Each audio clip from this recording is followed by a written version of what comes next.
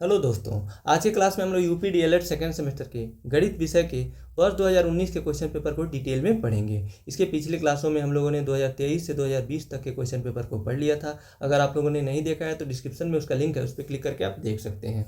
यानी गणित के अलावा सेकेंड सेमेस्टर के सभी सब्जेक्ट के प्रीवियस ईयर 2023 से 2016 तक के प्लेलिस्ट का लिंक नीचे डिस्क्रिप्शन में दिया हुआ है, उस पर क्लिक करके आप देख सकते हैं। और राजन सीरीज के भी सभी सब्जेक्ट के प्लेलिस्ट का लिंक अलग अलग दिया हुआ है, उस पर क्लिक करके आप राजन सीरीज भी पढ़ सकते हैं। तो आइए आज की क्लास शुरू करते हैं। सबसे पहले बहुविकल्पी प्रश्न दिया है। बहुविकल्पी प्रश्न का पहला प्रश्न है, दो असमान परिमेय संख्याओं के बीच परिमेय संख्याएं होती हैं। ये प्रश्न तीसरी या चौथी बार आया है, बहुत बार ये प्रीवियस ईयर में लगभग हर साल ये पूछा हुआ है। तो इसको हमने आपको कई बार डिटेल में बताया है। इसका जो आंसर है होगा ऑप्शन सी होगा अनंत। इसके बाद अगला प्रश्न का दूसरा, निम्नलिखित कथनों में सत्य कथन है, इसमें से कौन सा सत्य है? ऑप्शन ए, एक धनात्मक पूर्णांक अपने योगात्मक प्रतिलोम से बड़ा होता है। बी है, एक ऋणात्मक पूर्णांक अपने योगात्मक प्रतिलोम से बड़ा होता है। सी है, शून्य एक पूर्णांक नहीं है। और डी है, -17 बड़ा है -5 से। तो इसका ऑप्शन ए सही आंसर है। एक धनात्मक पूर्णांक अपने योगात्मक प्रतिलोम से बड़ा होता है। अब ये कैसे बड़ा होता है? योगात्मक प्रतिलोम कहते किसे हैं?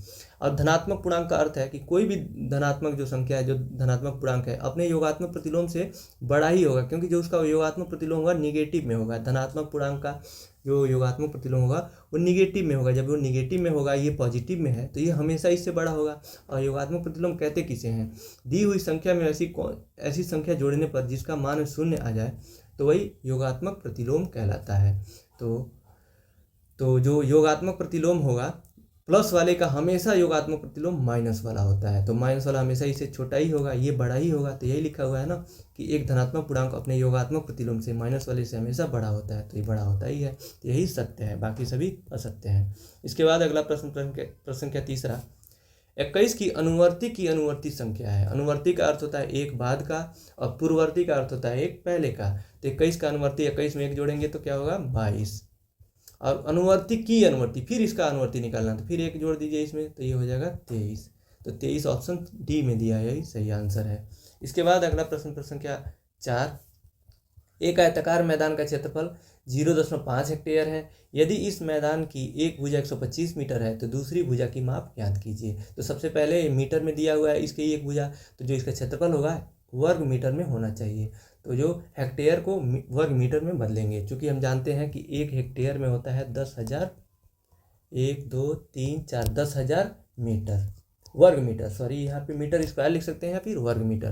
तो यहाँ पे 0.5 हेक्टेयर दिया है, तो 0.5 से जब मल्टीप्लाई करेंगे 10,000 में तो ये हो जाएगा 5,000, क्योंकि एक स्थान पे दशमलव है, तो ये 5,000 हो जाएगा। 5,000 में से एक भुजा दिया है, चूँकि आयताकार मैदान का क्षेत्रफल बराबर होता है भुजा का स्क्वायर। आयताकार है ना, तो भुजा गुणे भुजा होता है। पहली भुजा एक भुजा गुणे दूसरी भुजा हो जाएगा, एक भुजा गुणे दूसरी भुजा। भुजा का स्क्वायर तो वर्ग का होता है, वर्ग का होता है। तो यहाँ पे क्षेत्रफल है आ गया 5,000, और एक भुजा दिया हुआ है 125, तो दूसरी भुजा निकालेंगे तो इसे 125 से भाग दे देंगे 5,000 में, तो 125 चौको होता है 500, और एक जीरो ये बढ़ जाएगा 40, यानी दूसरी भुजा जो आ जाएगी इसकी 40 आ जाएगी। तो ऑप्शन सी में दिया हुआ है 40 मीटर, यही सही आंसर होगा। इसके बाद है प्रश्न क्या 5, एक घन मीटर बराबर है। ऑप्शन ए है 1000 घन सेंटीमीटर के, बी है 10 लीटर के, सी है 100 लीटर के, और डी है 1000 लीटर के। तो इसका ऑप्शन डी सही आंसर है, 1000 लीटर के। पीछे हम लोगों ने सॉल्व किया था, कई बार ये प्रश्न आया तो हुआ था कि एक घन मीटर में बराबर होता है 1000 लीटर के बराबर होता है। इतना आप याद रखेंगे, यही सही आंसर है। इसके बाद अगला प्रश्न क्या 6, जो कि अति लघुत्तरी का पहला प्रश्न है। दो परिमेय संख्याओं का योगफल -1/3 है। यदि इनमें से एक संख्या -5/18 हो तो दूसरी संख्या ज्ञात कीजिए। तो यहाँ लिखेंगे माना दूसरी संख्या बराबर x। तो दो संख्याओं का योगफल इतना है ना, तो लिखेंगे यहाँ पे दो परिमेय संख्याओं का योगफल बराबर -1/3, जिसमें पहली संख्या दिया हुआ है -5/18, इसमें जोड़ देंगे दूसरी संख्या x बराबर -1/3। अब इसको जब जोड़ेंगे तो ये पक्षांतर हो जाएगा इधर, तो x बराबर हो जाएगा x बराबर -1/3 धन 5/18। इसका एलसीएम हो जाएगा 18, 3 छक्के 18 -6 धन 18 एकम 18 धन 5, ये हो जाएगा -1/18। यही सही आंसर होगा, यानी ये दूसरी संख्या निकल के आ गई -1/18। इसके बाद अगला प्रश्न, प्रश्न संख्या 7। एक वर्गाकार खेत की भुजा 3x + 17 मीटर है, खेत का क्षेत्रफल ज्ञात कीजिए जबकि x बराबर -3 है। तो वर्गाकार खेत है ना, यानी इसकी चारों भुजाएं बराबर है। इसका एक का मान दिया हुआ है 3x + 17, जबकि x का मान यहाँ दिया हुआ है -3।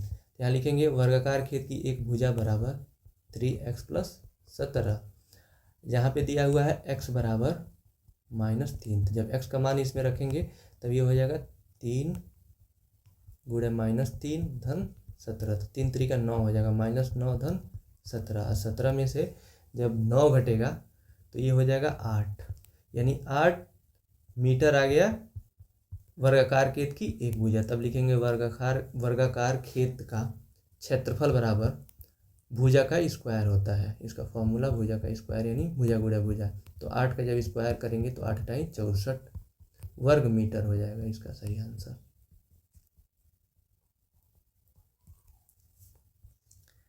इसके बाद अगला प्रश्न, प्रश्न संख्या 8। समीकरण 12/5 बराबर 2/5 धन 2x/5 यानी 2x/5 में x का मान ज्ञात कीजिए। तो इसको सॉल्व कर देंगे, x का मान निकल जाएगा क्योंकि वेरिएबल केवल एक यानी चर एक ही दिया हुआ है।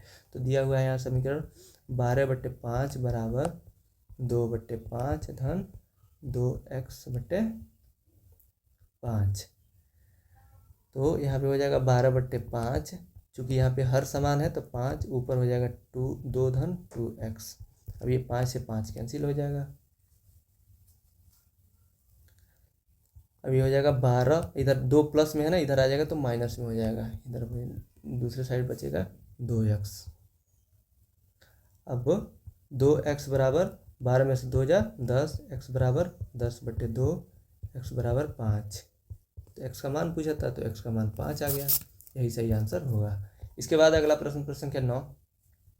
114, 380 और 133 का महत्तम समापवर्तक ज्ञात कीजिए। तो ऐसा प्रश्न हर साल आ रहा है। 3 संख्याएं दिया हुआ है, यहाँ पे नाम नहीं दिया है। पिछले क्लास में हम लोगों ने पढ़ा था, वहाँ पे पूछा था भाग विधि द्वारा इसका महत्तम यानी मौसम निकालिए। यहाँ पे नाम नहीं दिया तो आप किसी भी माध्यम से निकाल सकते हैं। वैसे इसका भाग विधि से निकालते हैं तो 133 में सबसे पहले भाग देंगे, छोटे वाली संख्या से भाग देते हैं तो 114 से।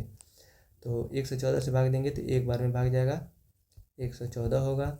13 में से 4 जा 9, 2 में से 1 जा 1, 19 बचा, 114 यहाँ हो गया। 19 छक्के 114, 14 54 के 4 हासिल 5, 14 में 6 5 11, 114। यानी 19 से ये कट गया। अब 19 से 380 में भाग देंगे और ये भाग चला जाएगा तो 19 मौसा हो जाएगा। तो 19 दूनी होता है 38, 0 उतरा तो 0 बार में भाग जाएगा, यानी इसका मौसा हो जाएगा। अतः यहाँ लिखेंगे, अतः 114, 380 और 133 का मौसा बराबर 19, ये इसका सही उत्तर हो जाएगा। इसके बाद अगला प्रश्न, प्रश्न संख्या 10। निम्नांकित चित्र में यदि AC बराबर BD, AC ये है, ये BD के बराबर है, तथा BC बराबर AD, BC कौन सा है, BC ये है, BC बराबर AD इसके बराबर है, तो निम्नांकित कथनों में से कौन सा सत्य है। इधर बाएं तरफ दिया है त्रिभुज ABC, त्रिभुज ABC। अब इन्हीं तीनों में देखना है कि कौन सा इसके बराबर होगा। तो यहाँ पे लिखा हुआ है ABC, A यहाँ है, B यहाँ है और C यहाँ है। सबसे पहले जिसका माप नहीं दिया है इसके तरफ से हम गए हैं, मतलब जो पढ़ रहे हैं ABC लिखा हुआ है, और जो ये डबल मैंने बताया ना, जिस पे डबल मैंने निशान लगाया हुआ है, यानी BC ये बराबर है AD के, यानी इसके इधर से फिर C के तरफ गया हुआ है। तो वैसे ही दूसरे वाले हम इस त्रिभुज में देखते हैं, जो ABD त्रिभुज है ये वाला, इसमें कौन सी भुजा का माप नहीं ज्ञात है, तो इसी का नहीं ज्ञात है, इसी का है, मतलब ये AB का, ये भी ये तो कॉमन है ना दोनों में, ये दोनों में कॉमन है AB। अब इसमें इससे गया है सेकंड वाले, ये जो डबल मैंने निशान लगाया गया है ए बी सी पढ़े हैं तो इसके तरफ गया है, तो ये जाएगा बी ए डी। इसके से ऐसे पढ़ेंगे, डबल जो निशान लगा है इसके तरफ से पढ़ेंगे तो बी ए डी हो जाएगा। आप इसको समझने की कोशिश कीजिएगा जो मैं समझा रहा हूँ, क्योंकि यहाँ पे बराबर है ए सी बराबर बी डी, ए सी बराबर है किसके, बी डी के, और बी सी बराबर है ए डी के, तो बी सी की तरह बी सी ये बराबर है ए डी के, ए डी के, तो ए बी सी, ये सिंगल वाला जो निशान है ना, जिधर निशान नहीं है मतलब जो ए बी का मान नहीं दिया हुआ है, तो इसके ये जब काउंट हम लोग कर रहे हैं, पढ़ रहे हैं, तो ए बी सी इधर से इधर जा रहा है, तो वैसे ही ये भी जाएगा इधर से इधर, बी ए डी होगा। तो इसका जो ऑप्शन तीसरा है यही सही आंसर होगा। तो यहाँ लिखेंगे, बस इसमें लिखना था कि कौन सा सत्य है। तो आप बस जो ऊपर मान दिया हुआ है लिख सकते हैं, चूँकि ए सी बराबर बी डी और बी सी बराबर ए डी, इसलिए त्रिभुज ए बी सी सर्वांगसम है त्रिभुज बी ए डी के, यही इसका सही आंसर होगा। इसके बाद अगला प्रश्न, प्रश्न संख्या 11, माइनस ब्रैकेट में 4 - 17 धन 10 × 3 - 5 का सरलतम मान ज्ञात कीजिए। इसका सॉल्व कर देना है इसको, बस इसमें ध्यान रखना है चिन्ह का। सबसे पहले ब्रैकेट को सॉल्व करेंगे तो ये माइनस हो जाएगा 4 में से 17, यानी 17 में से 4 जाएगा तो -13 होगा, धन 10 तिहाई 30 और -5। अब ये माइनस माइनस मिल के प्लस हो जाएगा, तो +13 धन 30 -5, तो 13 और 30 मिल के 43 हो जाएगा। 43 में से जब 5 घटाएंगे, 13 में से 5 जा 8, 38 इसका सही आंसर होगा 11वें का। इसके बाद अगला प्रश्न, प्रश्न संख्या 12, जो कि लघु त्रि का पहला प्रश्न है। एक भिन्न का हर उसके अंश से एक अधिक है, अंश तथा हर दोनों में से एक घटाने पर भिन्न का मान 1/2 हो जाता है, भिन्न ज्ञात कीजिए। यानी जो भिन्न का जो हर है वो अंश से एक अधिक है, तो माना अंश बराबर, यहाँ लिखेंगे माना अंश बराबर, भिन्न का अंश बराबर x, तो इसलिए भिन्न का हर बराबर हो जाएगा x + 1, क्योंकि एक अधिक है। अब प्रश्नानुसार नीचे लिखेंगे, प्रश्नानुसार दिया हुआ है यहाँ अंश तथा हर दोनों में से एक घटाने पर, तो अंश है x और हर है x + 1, दोनों में से एक घटा दीजिए, नीचे से भी एक घटाने पर, इसका घटाने पर भिन्न का मान 1/2 हो जाता है, तो बराबर 1/2। अब इसी को सॉल्व कर लेंगे तो भिन्न ज्ञात कीजिए, तो भिन्न निकालना है ना, तो ऊपर हो जाएगा x - 1, तिर्यक गुणा कर दे तो 2 का गुणा हो जाएगा इसमें, अब बराबर इसमें हो जाएगा, ये 1 से कैंसिल हो जाएगा, तो दूसरी तरफ केवल x हो जाएगा। अब इसको गुणा करेंगे तो 2x - 2 बराबर x हो जाएगा। अब x को दूसरी तरफ पक्षांतर करेंगे तो 2x - x बराबर 2, x बराबर 2 आ गया। यानी अंश का मान x है तो ये बराबर 2, और हर का मान 1 अधिक है तो 2 धन 1 3 हो जाएगा, तो भिन्न हो जाएगा 2/3। यहाँ पे लिखेंगे भिन्न बराबर, अच्छे से आप यहाँ लिख लेंगे, इसलिए अंश बराबर x बराबर 2, हर बराबर x धन 1 बराबर 2 धन 1 बराबर 3, और भिन्न बराबर 2/3, यही इसका सही आंसर होगा। इसके बाद अगला प्रश्न, प्रश्न संख्या 13, दो संख्याओं का अंतर 14 है, बड़ी संख्या का आधा छोटी संख्या से दोगुने से, छोटी संख्या के दोगुने से 2 कम है, दोनों संख्याएं ज्ञात कीजिए। तो दिया हुआ है दो संख्याओं का अंतर 14 है, तो यहाँ पे एक संख्या माना एक संख्या बराबर x, जब x हो जाएगा तो दूसरी संख्या हो जाएगा, इसलिए दूसरी संख्या बराबर x + 14 हो जाएगा। तभी तो दोनों संख्याओं का अंतर दिया है 14, तो 14 आएगा। x में से ये पहली संख्या, इसमें से जब x घटाएंगे तो ये कैंसिल हो गया, तो 14 आ गया ना दोनों का अंतर। तो जब x में दूसरी संख्या ऑटोमेटिक x + 14 हो जाएगा। अब दिया हुआ है कंडीशन, यहाँ लिखेंगे प्रश्नानुसार, प्रश्नानुसार बड़ी संख्या का आधा, तो बड़ी संख्या कौन सा है, x + 14 है, तो x + 14 का आधा यानी /2 कर दीजिए। आधा छोटी संख्या के दोगुने से दो कम है, यानी इसके बराबर कर दीजिए। छोटी संख्या x है ना, दो गुना करेंगे तो 2x हो जाएगा। दो कम है तो दो कम के बराबर है, तो इसमें से दो घटा दीजिए। तो दो कम इसमें से घटा देंगे तो दोनों बराबर हो जाएगा। ये बीच में बराबर का चिन्ह लगाएंगे तो दोनों बराबर हो गया। नहीं तो इधर बाएं तरफ इसमें दो दो जोड़ दीजिए, तब ये नहीं रहेगा, तब जाके ये दोनों बराबर होगा। तो बढ़िया रहेगा कि आप इधर दिया है बटे में तो इधर ही आप घटा दीजिए दो। अब इसको सॉल्व कर लीजिए। तो यहाँ पे इसको हर एक लिख सकते हैं, तिर्यक गुणा कर सकते हैं यहाँ पे। तो इसमें एक्स ये 1 का गुणा होगा तो ये हो जाएगा x + 14 बराबर 2, 2x - 2, x धन 14 बराबर 4x - 2 दूना 4। अब x को इधर पक्षांतर कर दीजिए और अचर वाले को एक तरफ। ये हो जाएगा 14 धन 4 बराबर 4x - x।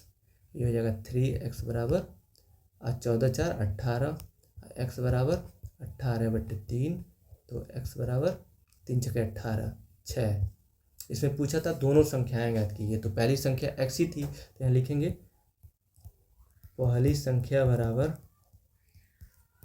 x बराबर 6 और दूसरी संख्या बराबर x धन 14। तो 6 में जब 14 जोड़ेंगे तो ये 20 हो जाएगा। यानी संख्याएं आ गई 6 और 20। इसके बाद अगला प्रश्न संख्या 14। किसी परीक्षा में 22 परीक्षार्थियों के गणित विषय में प्राप्तांकों का विवरण निम्नवत है। ये 67, 52, 50 ये सभी प्राप्तांक विद्यार्थियों के दिए हुए हैं। इनमें 10-10 के वर्ग विस्तार में आंकड़ों को विभाजित कर बारंबारता सारणी बनाना है। यानी सबसे छोटी संख्या इसमें 48 है, सबसे बड़ी 88, यानी 40 से लेकर 90 के बीच में 10-10 का वर्गांतराल लेकर बारंबारता सारणी बनाना है। यानी एक तरफ लिखेंगे बारंबारता और 40 से 50 के बीच में जितनी संख्याएं रहेंगी उतनी बारंबारता उसकी हो जाएगी। पिछले क्लास में हम लोगों ने ऐसा प्रश्न पढ़ा था, वहाँ पे दूसरा दिया हुआ था, यहाँ पे आंकड़े अलग थे, बाकी प्रश्न सेम था। तो यहाँ पे सबसे पहले इसको आरोही क्रम में लिखेंगे, अन्यथा ये छूट जाएगा। आरोही क्रम इधर उधर दिया है, ऐसे छूट जाएगा, आपको पता नहीं चलेगा 40 से 50 के बीच में कितना है। आप सही करेंगे लेकिन उसमें से जब छूट गया रहेगा प्रश्न गलत हो जाएगा। तो आरोही क्रम में यहाँ पे मैं लिख देता हूँ 48, 50, 50 जितने बार आया रहेगा ना उतना बार लिखेंगे। यहाँ पे 50 4 बार आया है, फिर है 52, 54, 54, 55, 56, 66, 66, 67 4 बार है, फिर है 78, 82, 83, 87 और 88 2 बार है। अब यहाँ पे देख लेते हैं कि जितने ऊपर आंकड़े दिए हुए हैं 22 दिए हैं, नीचे हैं कि नहीं। 1 2 3 4 5 6 7 8 9 10 11 12 13 14 15 16 17 18 19 20 21 22 22 है। ऐसे आप आरोही क्रम में लिख लेंगे। आरोही क्रम लिखने के बाद यहाँ पे आंकड़े में बनाएंगे। आप सारणी बनाएंगे तो एक तरफ लिखेंगे वर्ग अंतराल, वर्ग अंतराल, दूसरी साइड बारंबारता। इसमें कुछ करना नहीं है, बस वर्ग अंतराल में कितना बार आया है कौन सा संख्या बस लिख देना है। यहाँ पे 40 से 50 हो जाएगा, 50 से 60, 60 से 70, 70 से 80 और 80 से 90। अब 40 से 50 के बीच में कितनी संख्याएं हैं देखिए। 50, आप 50 को मत लीजिए, जब दूसरी वाले पद को नहीं लिया जाए, जब 50 से शुरू होगा ना तब उसमें 50 को लेंगे। मैं बार बार यही बताया हूँ आपको, जब 50 से 60 तक में 50 को लिया जाएगा। तो 40 से 50 के बीच में केवल 48 है, एक है ना, तो बारंबारता इसका 1 हो जाएगा। 50 से 60 के बीच में 4 बार 50 है और 60 यहाँ तक हो जाएगा, 56 तक 1 2 3 4 5 6 7 8 9 हो जाएगा, तो इसका बारंबारता 9 होगा। 60 से 70 में 66 66 67 यहाँ तक होगा। 60 से 70 1 2 3 4 4 ये और 1 2 ये 6 बार, तो ये इसकी बारंबारता 6 हो जाएगी। उसके बाद 70 से 80 के बीच में केवल 78 है, तो 1 हो जाएगा इसका बारंबारता। 80 से 90 के बीच में 1 2 3 4 5, तो इसका बारंबारता 5 हो जाएगा। और बारंबारता को ऐड करेंगे तो 22 आना चाहिए तभी सही होगा। देखिए 1 और 9 10, 10 6 16, 16 1 17, 17 5 22, यानी ये सही है। तो यही बस इतना आप कर देंगे तो आपको 2 नंबर मिल जाएगा। इसमें बस ध्यान रखना है आरोही क्रम में लिखते हुए, बाकी ये प्रश्न आसानी से सॉल्व हो जाएगा। इसके बाद अगला प्रश्न प्रश्न संख्या 15, 8y प्लस 3x का whole cube minus 3x minus 8y का क्यूब को सरल कीजिए। तो a प्लस बी का होल क्यूब है, ये a माइनस बी का होल क्यूब के फार्मूले पे इसको दोनों को विस्तार कर देंगे। जो कटने वाला होगा कट जाएगा, विपरीत चिन्ह वाला समान चिन्ह वाला जुड़ जाएगा, वही आंसर हो जाएगा। तो चूंकि हम लोग जानते हैं a प्लस बी का होल क्यूब बराबर होता है a cube plus b cube plus 3ab bracket में a प्लस बी, और a माइनस बी का होल क्यूब होता है a cube minus b cube minus 3ab bracket में a माइनस बी। अब उसी में इसको विस्तार करेंगे। पहले देखिए यहाँ पे a के स्थान पे 8y दिया है, दूसरे वाले में 3x दिया हुआ है, लेकिन पहले में जो गड़बड़ दिया है इसको आप बदल सकते हैं, नहीं तो ये बीच में प्लस है ना, और इसके फार्मूले में भी कहीं माइनस नहीं है, तो इसका मान में कोई परिवर्तन नहीं होगा। आप बदल के भी लिख सकते हैं और ऐसे भी लिख सकते हैं। तो इसका विस्तार करते हैं। पहले प्रश्न लिख लेते हैं हम लोग एक बार, 8y प्लस 3x का whole cube minus 3x minus 8y का होल क्यूब। अब पहले वाले का विस्तार कीजिए, एक a प्लस बी के होल क्यूब के रूप में, तो हो जाएगा a क्यूब यानी 8 टाई 64, 64 वट्ठे कितना होता है 512, 512 y क्यूब होगा प्लस 3 त्रिका 29 27x क्यूब प्लस 3ab होता है ना, तो 3 त्रिका 9 और 9 अठे 72, 72xy ब्रैकेट में a प्लस बी यानी 8y प्लस 3x। अब उसके बाद से दूसरे वाले को लिखते हैं, यहाँ पे माइनस लगा के ब्रैकेट में इसको लिखते हैं 3 त्रिका 29 27x cube plus minus b cube होता है ना, तो 8 टाई 64 बट्टे 512 y क्यूब माइनस 3ab, तो यहीं फिर वही आ जाएगा 72xy।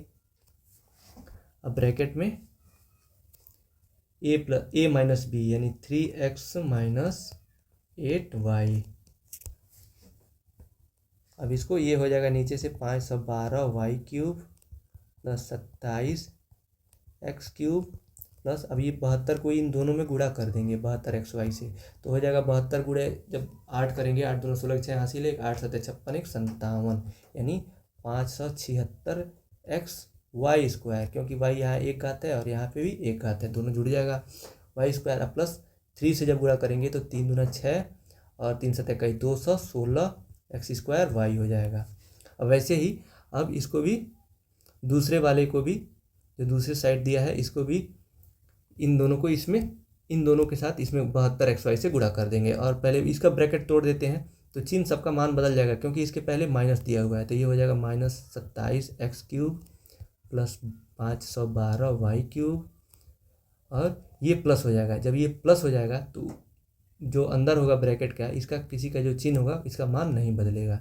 जब इसका मान नहीं बदलेगा तो ये जब गुणा करेंगे प्लस चिन्ह हो गया, प्लस चिन्ह के साथ जब 3x में गुणा करेंगे तो ये हो जाएगा 216x स्क्वायर y, और ये माइनस 8 दूना 16 और 8 56 यानी 576xy स्क्वायर। अब यहाँ पे देखिए विपरीत चिन्ह वाला कट जाएगा। विपरीत चिन्ह वाला पहला क्या है y क्यूब है। अब y क्यूब का पद किधर है, इसमें यहाँ पे है 512 y क्यूब है, यहाँ पे 512 y क्यूब है, दोनों प्लस में है, तो ये हो जाएगा 1024 y क्यूब। उसके बाद है 27x क्यूब प्लस में है और इधर 27x क्यूब माइनस में है, तो ये दोनों कैंसिल हो गया। फिर है 576xy स्क्वायर प्लस में है, यहाँ पे 576xy स्क्वायर माइनस में है, तो ये दोनों कैंसिल हो गया। फिर है ये तीसरा जो पद है 216x स्क्वायर वाई प्लस में है, इधर 216x स्क्वायर वाई प्लस में है, तो दोनों जुड़ जाएगा, तो ये हो जाएगा 432 16 दूना 32 एक्स स्क्वायर वाई। उसके बाद कोई पद बचा ही नहीं, तो यानी यही आंसर हो जाएगा। सही आंसर यही दोनों हो जाएगा। इतना ये टफ नहीं है, बस थोड़ा सा इसमें गुणा में क्यूब करना है, और इसमें जो चिन्ह के साथ जब गुणा करेंगे तो इसको ध्यान में रखेंगे, तो इसका आंसर आ जाएगा। इसके बाद अगला प्रश्न, प्रश्न संख्या 16, एक मैदान की लंबाई 30 मीटर तथा चौड़ाई 15 मीटर है। यदि इस मैदान पर 5 सेंटीमीटर वर्षा हुई तो ज्ञात कीजिए कि इस मैदान पर कुल कितने लीटर पानी गिरा। तो सबसे पहले मैदान का आयतन निकालेंगे, वो घन मीटर में निकालेंगे। घन मीटर में निकालेंगे चूँकि हम लोग जानते हैं कि एक घन मीटर में बराबर होता है 1000 लीटर के, तो गुणा कर लिया जाएगा जितना भी आएगा।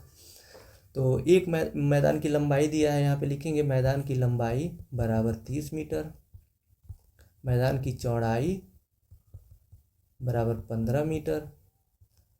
यदि इस मैदान का 5 सेंटीमीटर वर्षा हुई, यानी उसका ऊंचाई हो जाएगा यहाँ पे 5 सेंटीमीटर वर्षा हुई, इसलिए इसका ऊंचाई जो हो जाएगा वो 5 सेंटीमीटर होगा। जब इसको मीटर में बदलेंगे तो 5/100 हो जाएगा, क्योंकि 1 मीटर में 100 सेंटीमीटर, तो 1 सेंटीमीटर में 1/100 मीटर हो जाएगा। तो 100 से भाग दे दिया। अब इसका आयतन निकालेंगे तो लिखेंगे कि उस मैदान का आयतन बराबर, दिए गए मैदान का आयतन बराबर लंबाई गुणे चौड़ाई गुणे ऊंचाई। इसका फार्मूला होता है लंबाई गुणे चौड़ाई गुणे ऊंचाई। तो 30 गुणे 15 गुणे 5/100।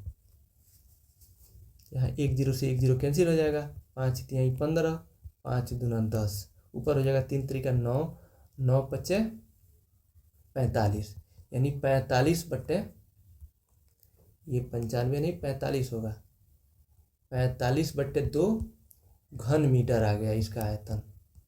अब चूंकि हम लोग फार्मूला जानते हैं कि 1 घन मीटर बराबर 1000 लीटर, 1 2 3 लीटर, तो इसलिए 45/2 को कितना लिख सकते हैं हम लोग, 2 से भाग दे दीजिए, 2 दूना 4 और 2 दूना 4 और दशमलव 10 हो जाएगा, 2 पच्चे 10, 22.5 लीटर हो गया।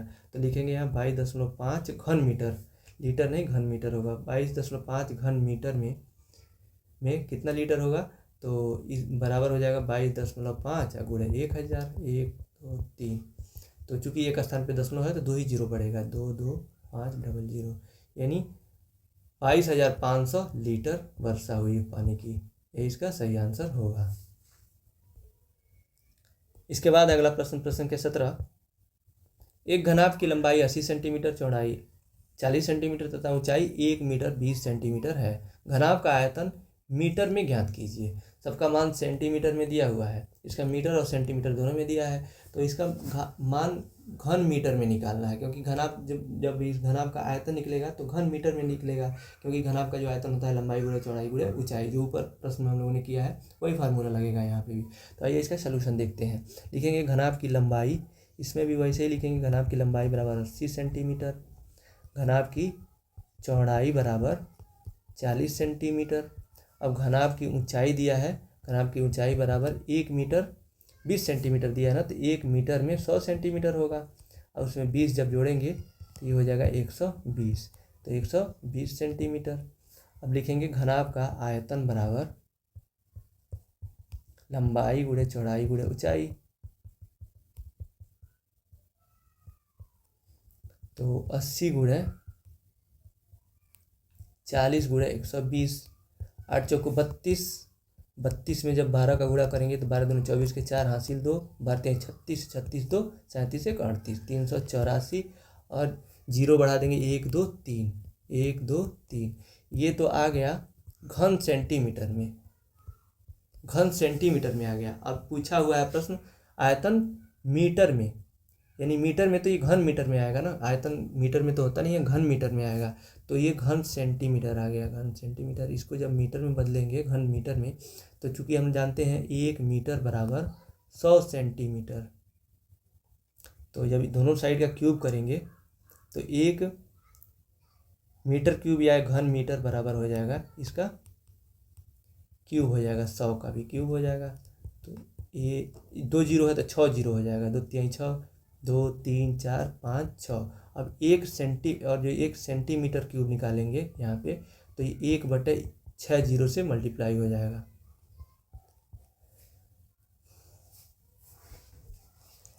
तो इसमें भाग दे देंगे, 384, 3 जीरो में से 1 के आगे 6 जीरो से भाग दे देंगे, 5 1 6 से, तो ये घन मीटर में चेंज हो जाएगा। तो 3 जीरो से 3 जीरो पे पहले कैंसिल हो गया, और नीचे 3 जीरो है ना, तो 3 स्थान पे दशमलव लगेगा, यानी यहाँ पे 3 के पहले लग जाएगा, तो 0.384 घन मीटर, यही इसका आंसर हो जाएगा। इसके बाद अगला प्रश्न, प्रश्न संख्या 18। 2x² plus 8x³ plus 11x minus 12 minus 5x² plus 2x plus 13x³ minus 2 minus, फिर ब्रैकेट में दिया है -4 धन 2x minus 3x² minus 5x³ को सरल कीजिए। यहाँ पे इसमें कुछ भी गुणा भाग करना नहीं है, केवल भिन्न, यहाँ पे भिन्न नहीं, यहाँ पे केवल चिन्ह को ध्यान रखना है।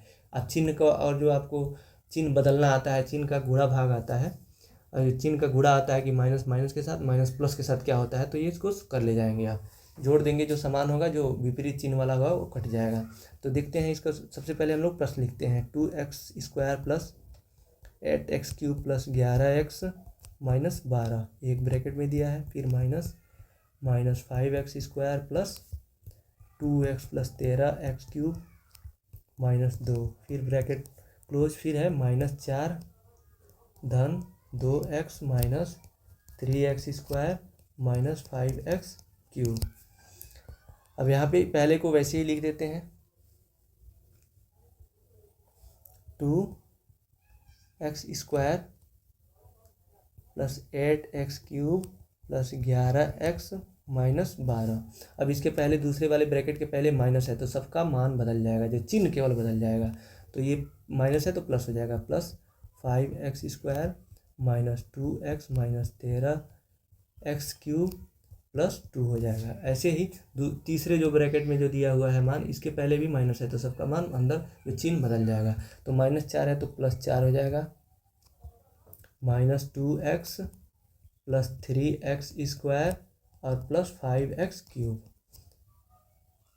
अब देखिए समान चर वाले को देखते हैं। सबसे पहले हम लोग यहाँ पे दिया हुआ है x² का पद, तो 2x² यहाँ है और यहाँ पे एक स्क्वायर वाला है 5x², तो 2 मिलके 5 2 7 हो गया। 7 के बाद फिर से यहाँ पे 3x² है, तो 7 3 10, तो यहाँ लिखेंगे 10x²। x³ वाले पद को अब देखते हैं, यहाँ पे 8x³ है, फिर x³ का यहाँ पे 13 है। चूँकि ये माइनस में है और ये प्लस में है तो 13 में से 8 जाएगा 5, यानी -5 हो गया। और फिर से क्यूब वाला पद यहाँ पे है, -5 यहाँ बचा है, यानी ये प्लस 5x³ और प्लस 8x³ मिलके 13 होगा, और 13 माइनस में यहाँ दिया हुआ है तो ये तीनों मिलके कैंसिल हो जाएंगे आपस में। इसके बाद है 11x वाले पद को देखते हैं, ये यहाँ 11x है और यहाँ पे 2x है माइनस में, फिर यहाँ ये 2x है, तो ये 2 2 मिलके माइनस वाले हो जाएंगे 4, और 11 में से जब घटेगा 4 तो ये हो जाएगा 7 प्लस 7x। उसके बाद अब अचर पद को देखते हैं। इसमें अचर पद यहाँ दिया हुआ है -12, एक यहाँ दिया हुआ है, यहाँ +2 दिया है और यहाँ +4 दिया है, बस इतना ही अचर पद है इसमें। तब ये दोनों प्लस में है तो +2 और +4 मिलके +6 हो गया, माइनस जब 12 में से घटेगा तो ये -6 हो जाएगा। यही इसका सही आंसर हो जाएगा। बाकी देखिए कोई पद बचा नहीं, सबको हम लोगों ने देख लिया, तो ये इसका सही आंसर हो जाएगा। तो इसी के साथ आज का क्लास यहीं समाप्त होता है। इस क्लास का PDF आप टेलीग्राम चैनल से ले सकते हैं, जिसका लिंक नीचे डिस्क्रिप्शन में दिया हुआ है। इस वीडियो को देखने के लिए आपका बहुत बहुत धन्यवाद दोस्तों।